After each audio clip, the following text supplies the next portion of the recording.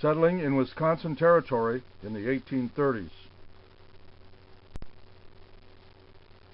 There were great forests in nature's original beauty, inhabited by abundant game, disturbed only by the occasional visit of Indian tribes.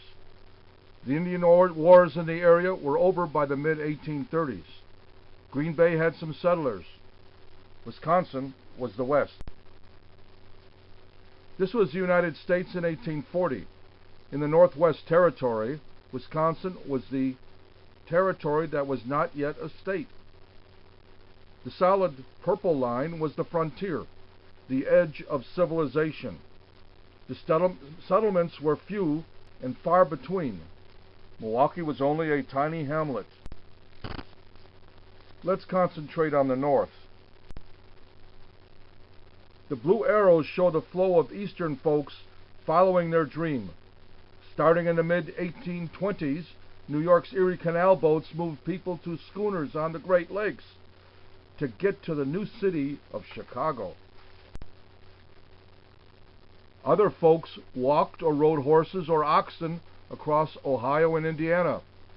Some folks started going north of Chicago to small towns on the Lake Michigan in Wisconsin Territory. This 1835 map of surveyed areas shows that the initial surveys were in the larger villages such as Green Bay. The blue rectangle shows the status in Milwaukee County, which then included Waukesha County. The town of Greenfield had not yet been surveyed. No survey meant no valid land claim or ownership. The future Honey Creek settlement area is in the yellow circle. Townships were usually 6 square miles and consisted of 36 sections, a mile on each side. Section boundaries tended to be future roads.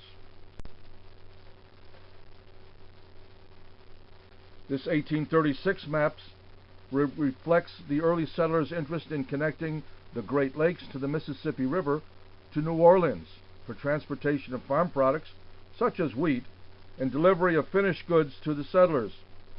Canals were the new thing in the 1820 to 1845 period before the development of the railroad. 3 routes were considered in the Fox and Wisconsin rivers in red, the Milwaukee and Rock rivers in yellow, and the Chicago and Illinois rivers in blue. The first and last were actually accomplished. The one in our area, shown here in blue, had some initial construction north of downtown Milwaukee. This view is looking northeast towards Humboldt Street. When filled in, the canal became North Commerce Street, and the railroad became the Beer Line. Here is the area today. The canal and railroad are gone. By 1838, the canal's concept had changed to follow the Menominee River. State governments paid for development of canals and railroads by granting portions of the nearby land which the developers could sell to help cover their costs. The canal project tied up some land in Greenfield Township and as late as 1846 tied up the nearby sections of land as highlighted in pink. Why talk about this? Well, this was the U.S. western frontier. Some folks planned on claim jumping on the land cleared by other folks.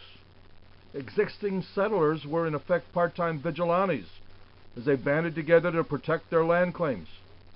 I.A. Lapham organized a group which set up local precinct clubs, which set rules such as to hold a quarter section of land, build a cabin, and cultivate 3 acres. A half section required cultivating 10 acres. A judiciary committee, which included these names, acted as an informal court. In Milwaukee, one man who was about to claim another man's land was carried against his will to the Milwaukee River and was threatened with a cold swim before he withdrew his claim. In the 1842 period, townships were named and organized. Greenfield was bounded by what became 27th Street, College Avenue, 124th Street, and Greenfield Avenue. Next time, early in Milwaukee.